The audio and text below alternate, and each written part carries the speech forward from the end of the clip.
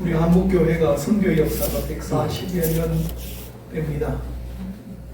140년 중에 제일 한국교회가 부흥했던 때가 6.25 사변 이후입니다. 그 이유가 6.25 사변 때문에가 아니라 휴진이 되었다, 종전이 되었다, 그게 아니라 여수에 있는 손양원 목사님 때문입니다. 이 예영원교회의 손양원 목사님 그 사건 이후로 한국교회가 폭발적인 성장을 했습니다. 140년을 전체로 역사를 쭉 늘려서 봐도 그때가 가장 그랬구나, 한국교회 교인들이 많았다, 그렇게 설명할 수 있습니다. 여러분 아시는 대로 사랑의 원자탄이라는 책을 통해서도, 영화를 통해서도 손양원 목사님의 일대기가 설명되어 있습니다. 여수 반란 사건 때 그 사랑하는 두 아들 미국으로 유학 보낸다고 기도했던 동인이와 동신이가 죽창에 찔려서 과수밭에서 죽었습니다. 그 소식을 목사님은 부흥회, 다른 교회 부흥회 인도하러 갔다가 그 소식을 들었습니다. 목사님은 급급 집으로 돌아오지 않고 부흥회를 다 마치고 집에 와서 보니 두 아들은 죽어 있고 장례 치를 준비를 하고 있습니다. 목사님은 하나님께 감사했었다 합니다. 그 다음 주일 설교 제목이 하나님 미국 보내지 않고 천국 보내주심을 감사합니다. 한 명도 아니고 두 명이나 하나님 천국 가게 하심을 감사합니다. 그렇게 감사했다는 거죠. 그리고 이 두 아들을 죽인 안재선이라고 하는 살인범을 구명하고 양아들로 삼았습니다. 그 양아들을 삼기 위해서 풀려나야 되니까 그 딸이 하나 있는데 동이라고 하는 딸이 있습니다. 손동이라고 하는 그 영락교회 권사님으로 은퇴를 하셨습니다만은 이 손동이에게 목사님이 말씀합니다. 동이야, 가서 너가 구명운동 좀 해라, 서명 좀 받아오너라. 그랬더니 동이가 그 어린 마음에 아버지에게 대들면서 이야기하더라는 거죠. 아버지가 믿는 하나님 나 믿으랍니다. 아버지 믿는 하나님은 어떤 하나님이시길래 사람을 죽인 사람을 어떻게 용서하랍니까? 아버지가 믿는 하나님은 어떤 하나님이길래 자식이 죽었는데 감사합니까? 아버지가 믿는 하나님은 어떤 하나님이길래 도대체 양아들로 살인범을 참으렵니까? 나는 그거 뭐합니다. 그랬다는 거죠. 그래 울고 앉아있는 동이를 앞에 놓고 목사님이 이야기했답니다. 동이야, 내가 8년 동안 감옥소에 있었지만 하나님은 나를 한 번도 실망시킨 적 없고 하나님은 나를 사랑하시는 것을 더 깊이 경험하고 아무리 어렵고 고문과 채찍 가운데 있어도 하나님께서 나를 사랑하시는 그 사랑의 뜨거움은 어떤 상황 속에서도 내가 느끼고 감사할 수밖에 없더라. 우리가 알지 못하는 하나님의 비밀한 일들이 뒤에 있을 줄 누가 알겠느냐. 그렇게 달래고 구명운동을 하고 안재선이를 결국은 양아들로 삼았지 않습니까? 그 소식이 일파만파 퍼졌습니다. 전국 교회에서 6.25 사변 이후에 우리 교회 목사님으로 오세요, 우리 교회 목사님으로 오세요, 시골 교회 있지 말고 우리 큰 교회로 오세요 해도 이분은 내가 섬길 교회는 이 교회입니다. 애왕교회를 떠나지 않았습니다. 6.25 사변 이후에 그분이 총살을 당해서 순교를 했습니다. 그 이후에 한국교회가 가장 크게 부흥 발전했습니다. 요한일서 4장 8절에 말씀하기를 눈에 보이는 형제를 사랑하지 못하면서 눈에 보이지 않는 하나님을 너가 어떻게 사랑한다고 이야기할 수 있느냐? 눈에 보이는 형제를 너가 사랑할 수 있느냐? 그렇게 말합니다. 요한복음 13장 35절에 너희가 서로 사랑하면 너희가 내 제자인 줄 알리라. 성경은 그렇게 우리 가운데 말씀하고 있습니다. 여러분, 정말 우리가 힘들고 어려운 것은 옆에 있는 사람 사랑하는 것이 정말 힘듭니다. 멀리 있는 사람은 사랑하기가 너무 좋아요.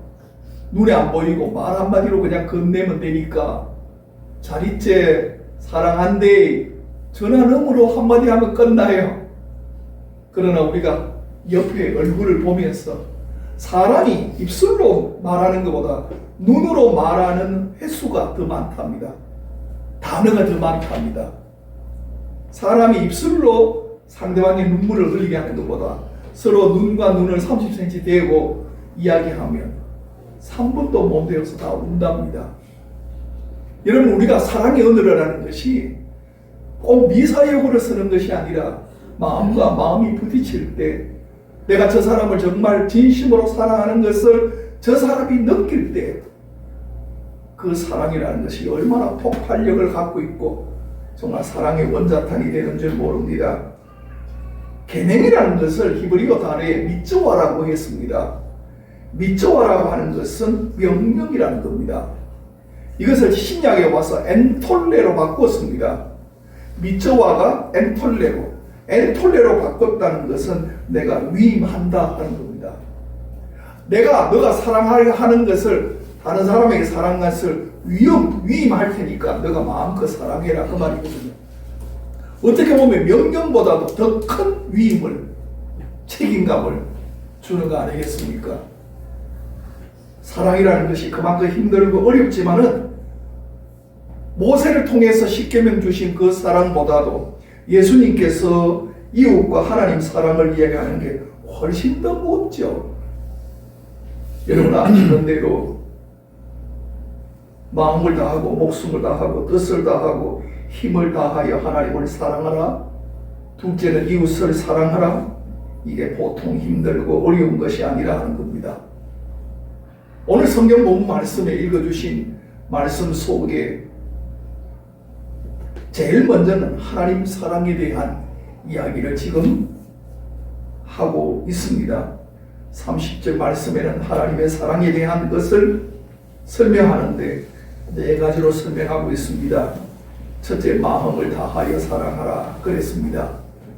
하나님을 사랑하는 것이 그저 경험적으로 사랑하는 것이 아니라, 머리로 사랑하는 것이 아니라 마음으로 사랑해야 된다. 하나님은 이론이 아니라 실제입니다. 그렇기 때문에 살아계신 하나님 앞에 실제로 사랑하는 것은 그 가슴을 열고 사랑하는 겁니다. 하나님은 살아계시는 분이기 때문에 내 생각으로, 내 계획으로만 사랑하는 것이 아니라 가슴으로, 정말 뜨거움으로, 옳고 그름을 떠나서 내가 진심으로 그분을 사랑하는 것이 내 가슴, 내 인격으로 그분에게 다가갈 수 있느냐 하는 겁니다. 사람은 말로도 변케할 수 있고 분위기로도 변케할 수 있지만 여러분이 하나님을 사랑한다 할 때 그 진심 마음으로 하는 것은 절대로 속일 수가 없을 것입니다. 두 번째로 여기에 30절에 여러분 목숨을 다하여 하나님을 사랑해야 된다 그럽니다. 남편이 아내를 사랑하듯이, 아내가 남편을 사랑하듯이, 남녀가 서로 사랑하듯이, 부모가 자녀를 사랑하듯이, 자녀가 부모를 사랑하듯이, 그 사랑이라는 것은 절대적 아니겠습니까? 어떤 남편이 품속에 아내 사진을 늘 넣고 다닌답니다. 그러면서 어렵고 힘들 때마다 아내 사진을 내놓고 이야기한답니다. 아이고, 내가 이 여자하고도 지금까지 살아왔는데 뭘 더 못 참겠노. 참고 견뎌야지. 그런답니다. 아내들도 남편 사진을 꼭 넣고 다닌답니다. 힘들고 어려울 때 남편 사진을 내고 남편 사진을 보면서 이야기한답니다. 이 인간도 내가 이렇게 만들었는데 더 힘든 일이 뭐 있겠노.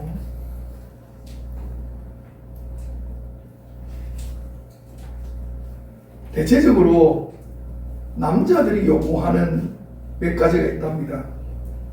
나이가 들면 남자들에게 필요한 5가지가 있는데요. 첫째, 아내, 두 번째, 돈, 딸, 건강, 친구, 강아지, 이다. 부인에게 필요한 것이 있습니다. 부인, 아내, 집사람, 와이프, 애들, 엄마.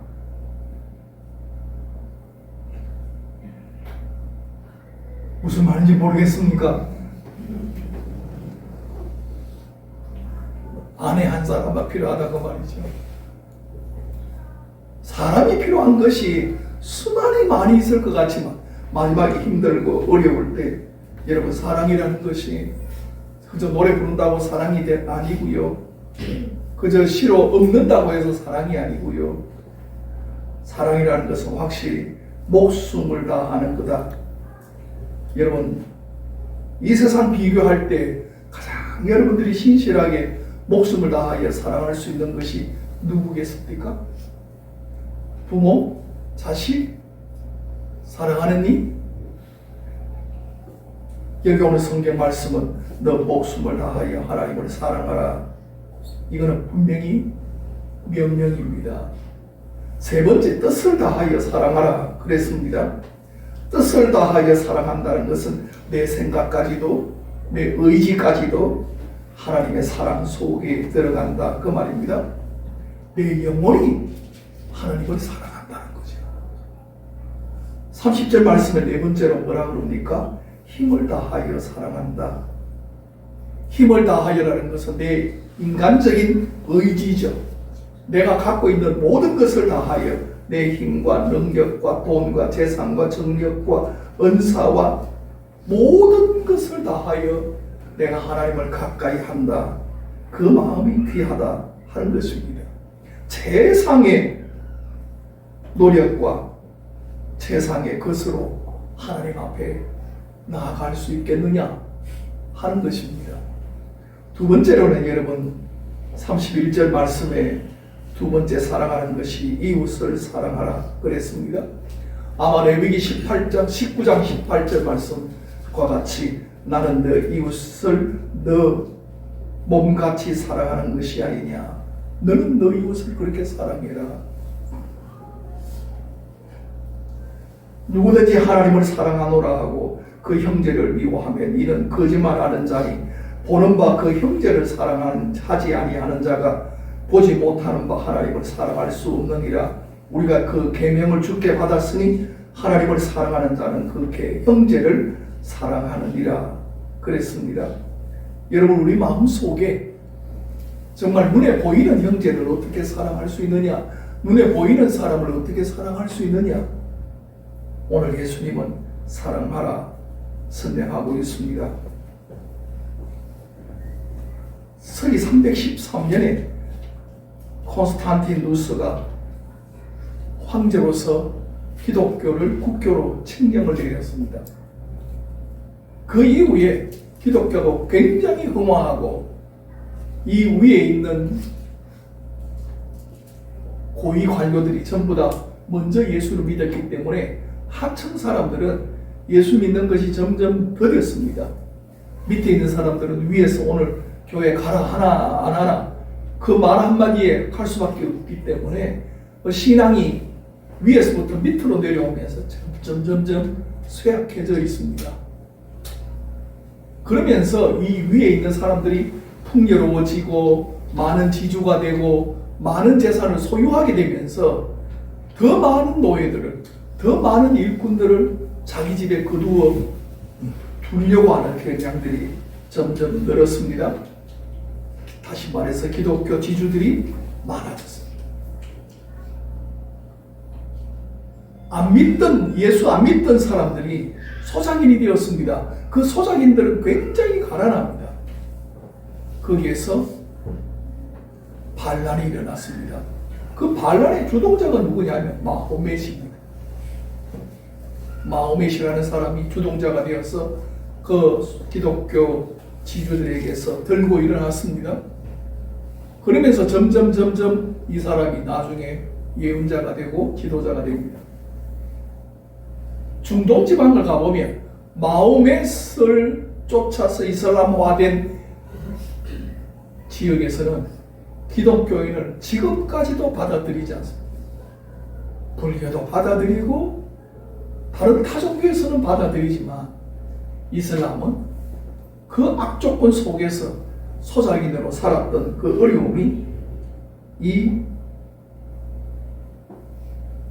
가슴 속에 머리져서 그 사람들을 용납하지 않습니다. 저렇게 무서운 공산권에서도 기독교인이 있습니다. 중국 안에도 얼마나 여러분 1억 8천이라는 기독교인이 있습니까? 그런데 마호메선 이슬람 종교 안에서는 기독교인을 용납하지 않습니다. 기독교 지주들이 자기들이 잘 먹고 잘 살되 정말 여기 오늘 성경에 예수님께서 말씀하신 것처럼 이웃사랑을 하지 아니했습니다. 우리의 마음속에 정말 선한 사마리아인을 향하여 예수님께서 그 비유로 너가 선한 이웃이 누구라고 생각하느냐 대답해보라 이야기합니다. 여러분 마음속에 이제 이 한 주간 지나가면서 내 이웃이 누군가, 내가 내 몸을 사랑하는 것처럼 저 사람에게 할 수 있겠는가? 마음으로 말로 저 사람을 향하여 그렇게 할 수 있겠느냐? 힘들고 어려운 것입니다. 사랑이라는 것을 예수님께서는 새 계명을 주는 것처럼 서로 사랑하라. 너희가 내 제자인 줄 알리라 설명합니다. 참 신기한 것은 동물도 사랑할 줄 압니다. 사람도 사랑할 줄 압니다. 동물도 모성애가 있습니다. 사람도 모성애가 있습니다. 동물도 동족애가 있습니다. 사람도 동족애가 있습니다. 동물 중에서 모성애가 가장 강한 동물 1위가 누구인지 아십니까? 곰입니다. 곰은 모성애가 일생 동안 돌봅니다.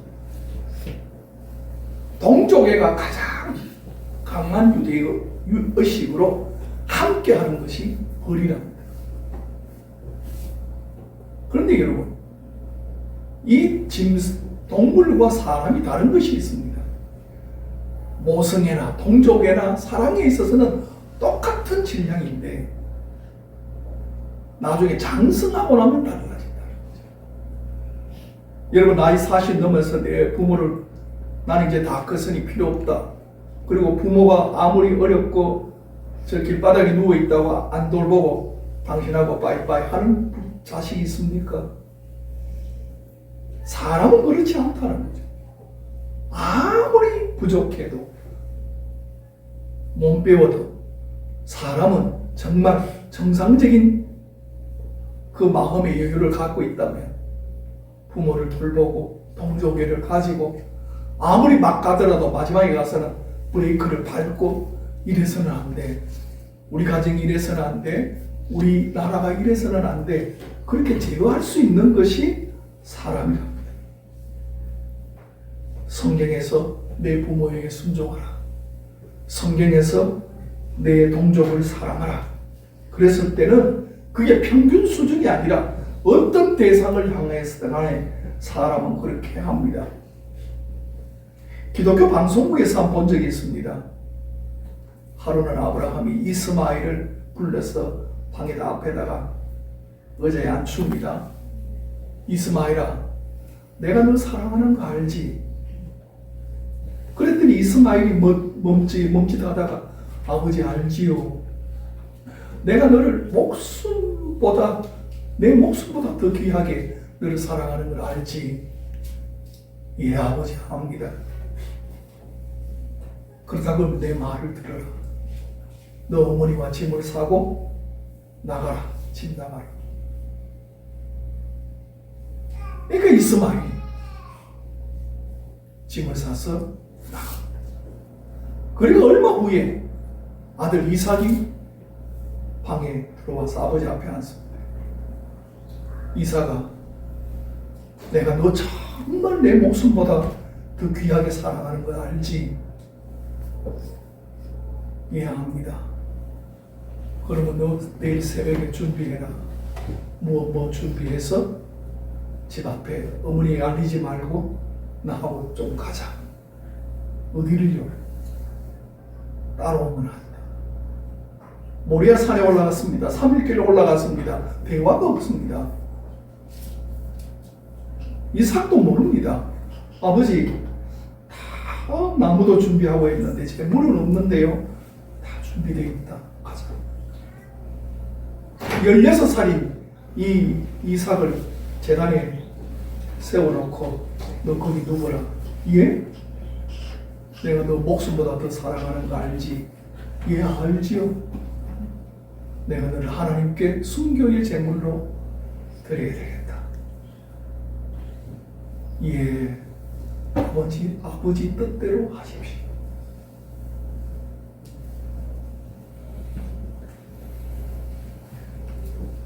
어떤 사랑 가운데서도 사랑은 영연입니다. 사랑받는 자는 성숙해집니다. 사랑을 받는 자만이 가장 행복한 사람. 하나님을 사랑하라, 이웃을 사랑하라. 여러분, 사랑하는 자가 가장 행복한 사람. 몇 주 전이지요. 느닷없이 11시 예배 전인가 저 보좌실에 저희 집에 하인 집사하고 진우하고 저하고 앉아있던데, 아버지가 은퇴할 때 정말 일평생 목회에 가장 마지막 설교를 한다면 그냥 무슨 설교 하실랍니까? 은퇴하라고 하는 건가? 곰곰이 생각해 봤습니다. 사랑일 것 같아. 서로 사랑하라. 그때 자부도 옆에 있었습니다. 내 마지막 설교는 서로 사랑하라. 이게 예수님께서 부활 후에 베드로에게 한 것처럼 나도 아마 그 설교하기 싶다. 이 세상에 다 귀하다 귀하지만 사랑만큼 귀한 게 없더라. 여러분, 정말 서로 사랑하라. 내가 너희에게 새 계명을 주노니 서로 사랑하라. 이 사랑으로 승리하시기를 주의 이름으로 축원합니다. 아멘. 함께